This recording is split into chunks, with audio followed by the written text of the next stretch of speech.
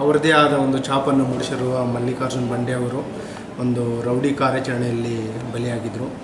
ಅವರ ಒಂದು ಜೀವನಾಧಾರಿತ ಒಂದು ಚಲನಚಿತ್ರವನ್ನು ಬಂಡೆ Saheb the power of police ಅಂತ ಚಲನಚಿತ್ರವನ್ನು ಬಿಡುಗಡೆ ಮಾಡ್ತಾಯಿದ್ರು. ಎಂಟೈರ್ ತಂಡಕ್ಕೆ ನಾನು ಅಭಿನಂದನೆ ಸಲ್ಲಿಸ್ತಾ ಇದ್ದೀನಿ. ಈ ಏನು ಚಿತ್ರ ಇದೆ ಅವ್ರದ್ದೇನು ನೈಜ ಜೀವನಕ್ಕೆ ಆದಷ್ಟು ಹತ್ತಿರವಾಗಿರುತ್ತೆ ಅಂತ ನಾನು ಆಶಿಸಿದ್ದೀನಿ. ಮತ್ತು ಈ ಒಂದು ಚಲನಚಿತ್ರ ಈ ಪ್ರತಿಯೊಬ್ಬ ಖಾಕಿ ಧರಿಸುವವರಿಗೆ ಒಂದು ಉತ್ತೇಜನ ನೀಡಲಿ ಮತ್ತು ಸಾರ್ವಜನಿಕರು ಕೂಡ ಈ ಯೂನಿಫಾರ್ಮ್ ಬಗ್ಗೆ ಗೌರವ ಬರೋ ರೀತಿ ಈ ಚಲನಚಿತ್ರ ಒಂದು ಅಭಿಪ್ರಾಯನ ಮೂಡುತ್ತೆ ಅಂತ ಆಶಿಸ್ತಾ ಇದ್ದೀನಿ. ಮತ್ತು ಎಂಟೈರ್ ತಂಡಕ್ಕೆ ನಾನು ಮತ್ತೊಂದು ಸಲ ಶುಭಾಶಯಗಳನ್ನು ಕೊಡ್ತಾ ಇದ್ದೀನಿ.